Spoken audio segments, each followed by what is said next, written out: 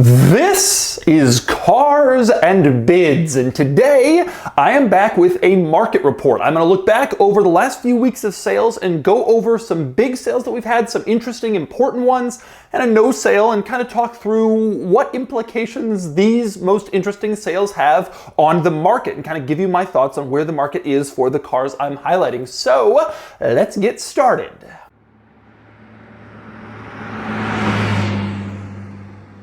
Okay, it's been a little while since we've done one of these market reports, so there is a lot to report on. I want to start with this Corvette, 1988 Corvette ZR1 Prototype. This car was used by Lotus in the development of the engine that went into the ZR1. ZR1 fans know that Lotus tuned and developed that engine, and it was the LT5 V8, and this was one of the prototype cars from the development of that powertrain. This was a really special auction. There's only two prototypes in existence. This is one of them. The car has kind of been lovingly, beautifully brought back into nice shape after it was just sort of discarded as a test car. But now it flies again. And this auction was very interesting. A lot of people were watching, a lot of interest from collectors. Ultimately sold for $75,000. This is probably one of the highest C4 Corvette ZR1 sales. Even really low mileage, very clean examples don't tend to sell for this money.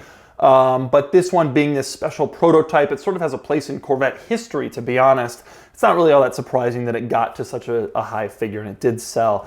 And this is a very interesting car. No greater implications on the ZR1 market. This is certainly a one-off car, but it does show that if you have something this special, you're gonna get real money for it, way more than, the first of something, the last of something, a development car. You're gonna get way more than a typical run-of-the-mill car, obviously.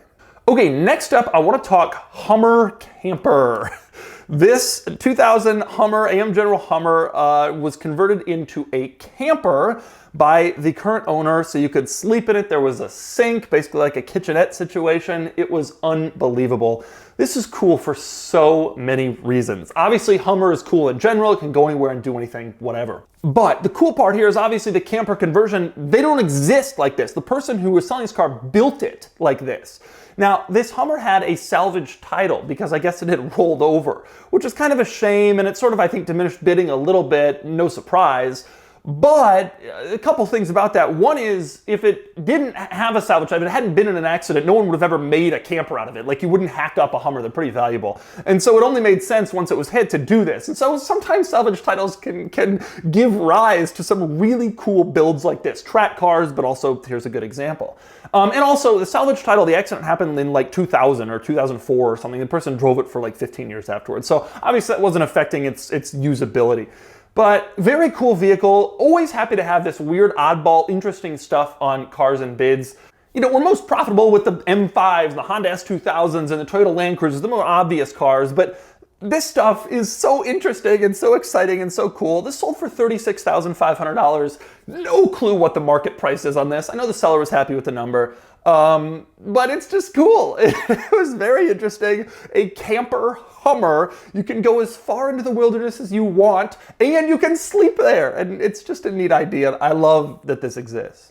Okay, next up, this is a sale we haven't talked that much about on social media or anything, but I really wanted to bring up the sale of this 1997 BMW M3 sedan, which sold for $16,750. That's a big number for an E36 M3 with 120,000 miles on it. This wasn't an ultra well-preserved car. This wasn't, some very special late production coupe.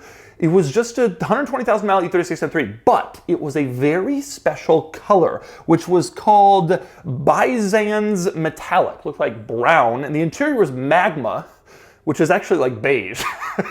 Leave it to BMW to call beige magma. But the reason I want to bring this up is two things. Number one, E36 M3 market is clearly on the upswing. If you have an E36 M3, if you have a nice one, pay attention, because your values are starting to go up, and there's a lot of these cars were modified, destroyed, but as E30 M3s have gotten expensive, they're pulling up kind of everything. You can't really afford an E30 M3 anymore if you're a normal person, and so here's kind of your next best option. But now even these are getting expensive. The other reason I bring this auction up is because the color, I think, had a lot to do with it.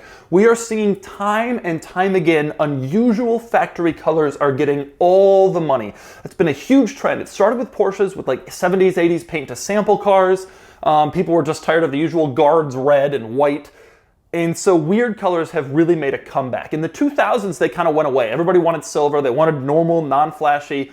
They're back. And so new cars are being ordered in weird colors a lot. A lot of brands now have paint to sample or exclusive color programs. Obviously, like Aston Martin, Rolls-Royce, Porsche, but even Mercedes-Benz, Audi, you can get paint to sampled cars on a lot of model lines.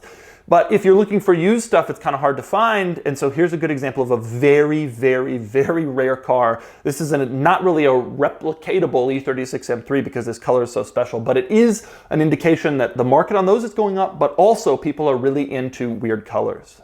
Okay, next up, another great sale I was very proud of, this 1990 Jeep Grand Wagoneer.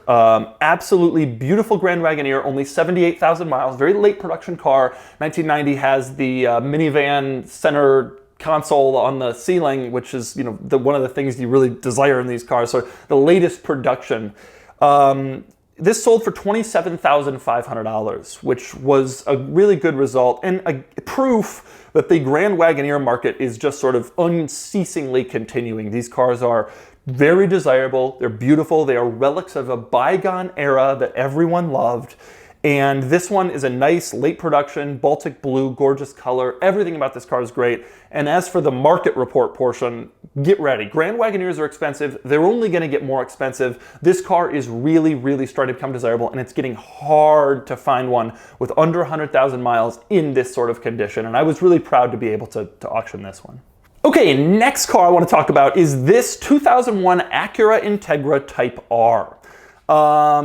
This is an interesting car. It sold with no reserve and it brought $19,250. The interesting part to me was that it was a 207,000 mile odometer, and the history report showed that there may have been an odometer discrepancy. So we listed it with true mileage unknown because you didn't know. Now the discrepancy was 10 years ago, so obviously the car has been used a lot since then, but nonetheless, there's some questions about how many miles it actually traveled. It's at least 200,000. So I'm thinking, as far as Integra Type Rs go, this is going to set a baseline of where this market is because it's a high mileage car being sold with no reserve. The market's going to speak, and they spoke at almost $20,000, which just goes to show. Now this car was pretty nice. It had no accidents and it had some good recent servicing, new clutch.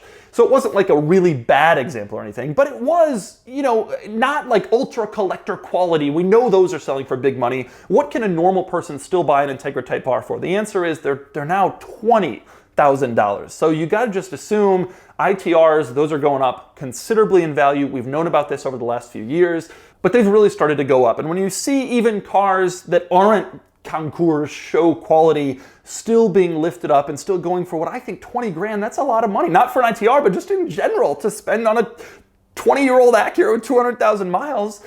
You're seeing this market really rise. People are very interested in this car. It was a very special car for its era. It has actually risen more than a lot of the famed Japanese sports cars of the 90s, the 3000 GTs, the 300 ZXs. Obviously, nice examples of those can sell for more than ITRs, but these were rare, they're special, they're hard to find, and here's one with big miles that still brings pretty big money. This market is really going up. If you want an ITR, buy it soon, because it's only going to get more expensive. Okay, next up, another sale we had. This is a good one. 2015 Mercedes-Benz S65 AMG. We sold this with no reserve, and it brought almost $70,000, which I think was a market correct price. Totally reasonable. I know the seller was happy with that number. And another good example of how no reserve kind of gets you the most money. We've always felt that no reserve auctions generate more interest and excitement, and especially true on cars like this that are, cool and depreciated heavily compared to their original price. Like, what can I get this for? No reserve is a good way to flush that out. Now, that's why I wanted to bring up this auction. It's unbelievable to me what these cars have depreciated to. This was probably a $200,000 car back when it was new. I don't know if we have a sticker, but something like that. And here it is. It's only 5 years old. It's still basically the newest body style. The new S-Class hasn't come out yet in North America. And this thing is it's under 70 grand. That's a pretty good number.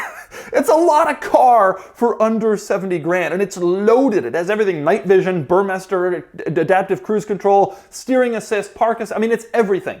And so to be able to get this with its 620 horsepower, 740 pound-feet at this heavily discounted rate, these cars are just such deals. And the market on this the market report portion is, this car is only going to get cheaper. So that was cool to see that it's only 70 grand now for basically the top version of a modern S-Class. but it's only going to get more and more affordable. This was a cool car, and I was happy to see it auction and bring this kind of money. And it's especially good to see it no reserve.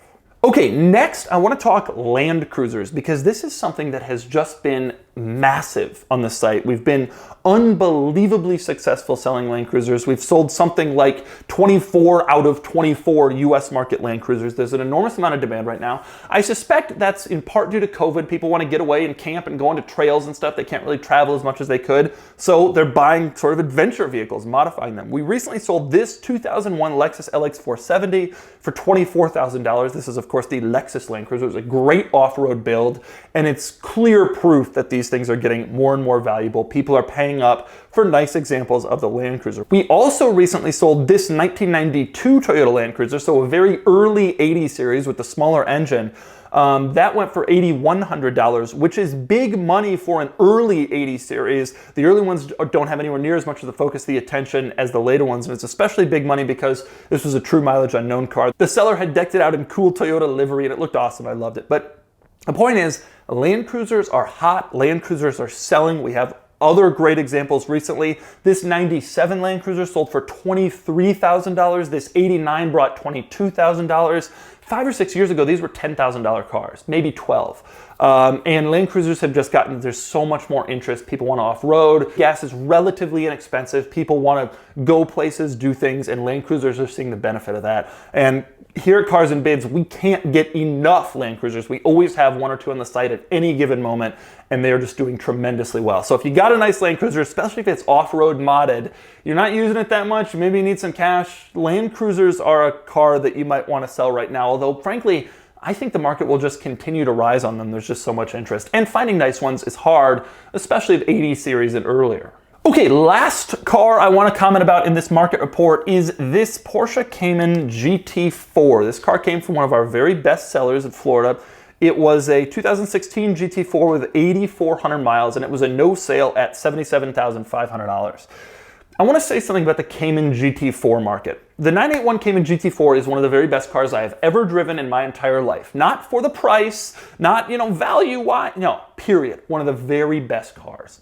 And when it came out, it got a lot of accolades like that. This was in 16, it's 5 years ago. And as a result, production was pretty limited and values were preserved. And I've never seen a car have a depreciation curve quite like the GT4. What happened was, for the first 4 years, values stayed flat. You could pretty much resell it for what you paid, especially if you got certain options that were really desirable, like the sports seats. But even if you didn't, you were maybe 5, 10 under your sticker.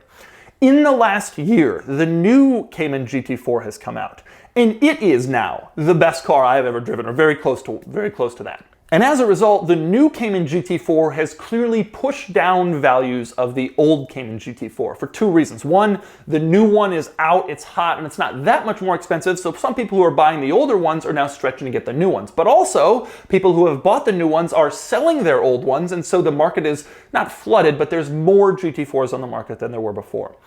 So back to the fact I said I've never seen a car with a depreciation curve like this. That's because it was actually flat for a few years, and now it has taken a huge dive in the wrong direction. Usually cars depreciate the most in the first few years, and then they sort of level out. So what I've noticed is this has been a little bit difficult for Cayman GT4 owners to accept the fact that their cars, even though they were worth what they paid for years, they're not anymore, not even close. The market has really taken a sharp turn down. And so we've had quite a few Cayman GT4s submitted to us for sale, and in every case, the owners are still living in a year and a half ago with their prices.